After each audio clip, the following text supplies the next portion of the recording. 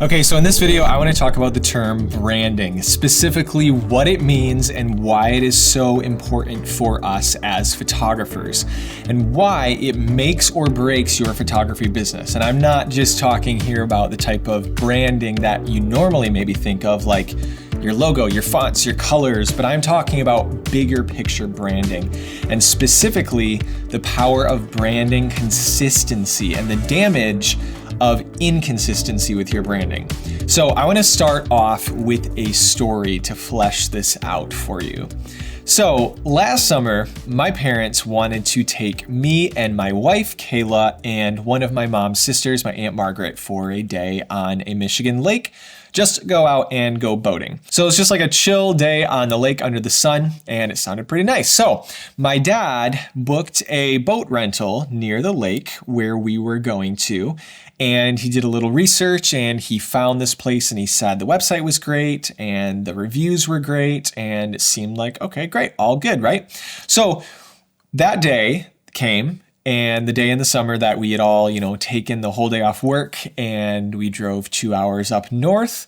But when we showed up to the place where my dad had booked this boat rental, and we drove in and we saw everything there, my sweet mom's face absolutely fell.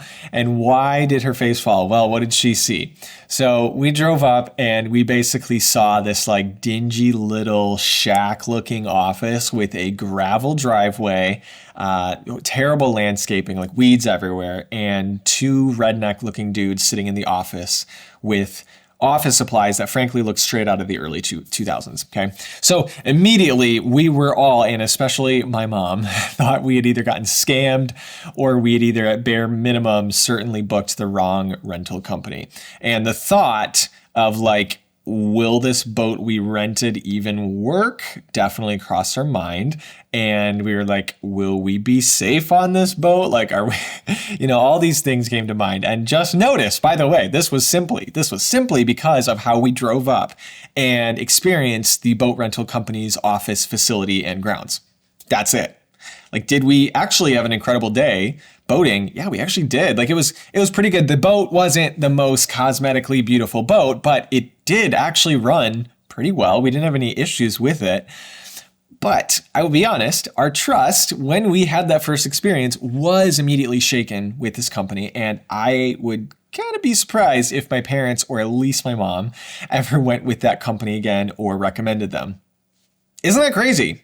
Like, that first impression, that inconsistent part of their branding, that tainted that experience for us because it was inconsistency and it was inconsistent branding. Now, I want to try a different story to give you a more positive note, and I want to tell you kind of the opposite side of how branding can be consistent.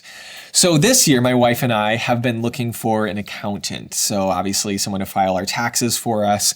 We've been using this one guy for a while and it's been good, but we're actually kind of looking now for something a little bit more robust.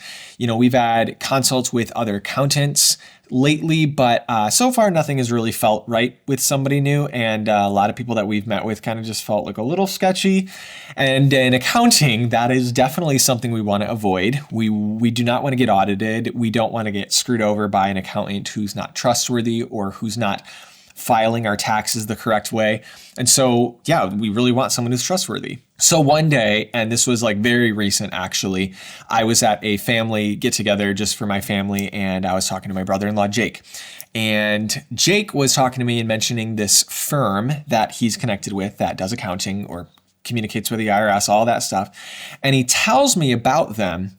And he tells me just like all these amazing reviews that they have. And he gets me so hyped up on them and just working with them and how amazing it would be and how much money they could save me. And I tell him, okay, yeah, let's introduce me. I'd love to maybe set something up and set up a meeting and hear more about it. But honestly, like I wasn't fully sold yet. I was still a bit skeptical.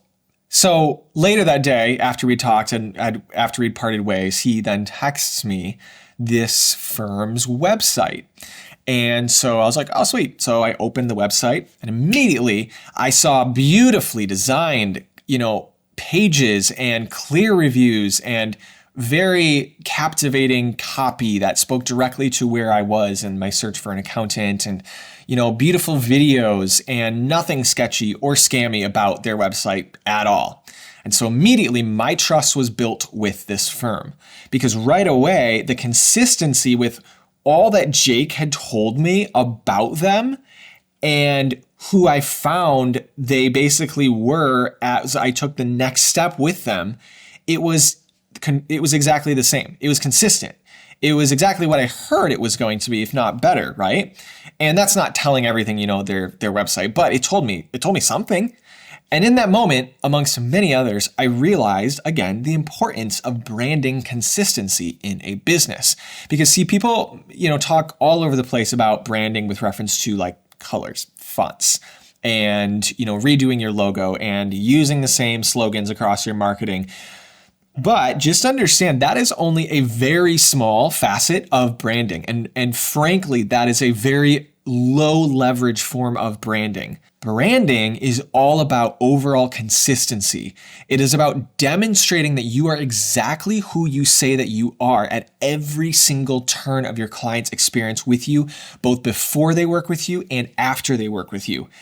Because when I first started as a photographer, I would show up to weddings in okay attire. I'd show up sometimes to someone's ceremony in Teva sandals, which is so not the worst thing ever, but it just wasn't giving wedding formal, right?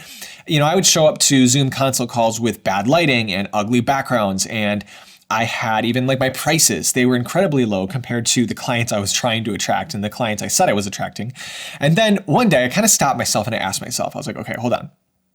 In my dream state as a photographer, in my goal state of who I want to be and what I want my business to be, how would I present myself in those shoes? How would I dress? How would I talk? How would I walk? What photos would I share? How would I price myself and how would I present that pricing? And so then I kind of just took inventory of all this and I asked myself, why do I think I'm going to get there without being that person up front right now? See, my branding was inconsistent. I was saying one thing, but I was acting a completely different way. And that is what branding inconsistency looks like. That's the definition of it. And I had to turn it around. I had to start dressing a certain way to weddings. I had to start coming prepared to Zoom calls with lighting, with a decent outfit and a clean background for my Zoom calls. I had to start putting out design that didn't look like it was DIY'd for my branding, right? And so on and so forth. Because here's the thing about consistency versus inconsistency that's kind of sneaky and we don't always notice this. If you are inconsistent somewhere in your brand, it can often cost you everything else. Because we're we have 10 places we're consistent in our brand and so we're good, right? Yes, but if you have one inconsistency, it can cost you those other 10. It can cost you the whole booking. Think of a guy who goes on a date with a girl. He's good looking, he's smart, he's well accomplished, and he is successful, but he is bad breath the whole time. Okay? Now, if he's on a date with some girl, he's going to have a very hard time getting her to a second date if he likes her because of that one inconsistency. Okay? So you have to ask yourself, what is your bad breath? What's the bad breath of my branding? It could be something major like bad website and poor editing or bad client experience, or it could be something minor like typos on your website. It could be photos delivered a day late when you said you'd send them.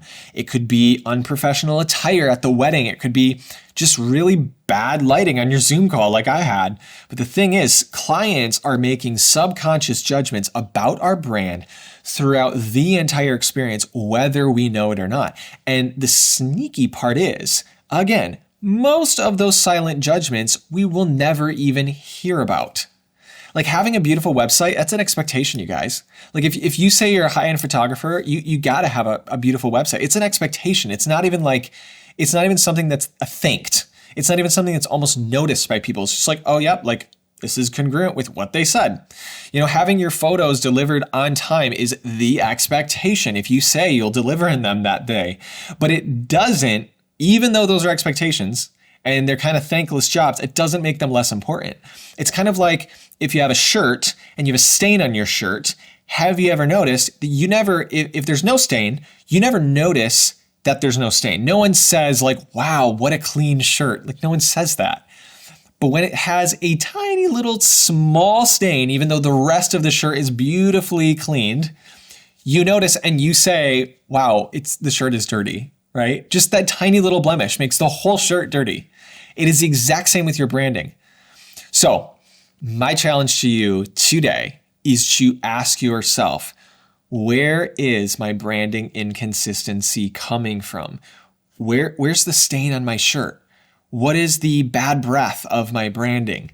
And then do whatever it takes to fix it. Okay, thank you so much for watching. I hope this was so helpful for you. Be sure to like this video and subscribe so you don't miss out on any of my future video drops. Or I would love it if you found this helpful, if you could share this video with a friend in the industry and pay it forward to someone else who you think would benefit from watching this. Okay, I love you guys, and I will see you next time.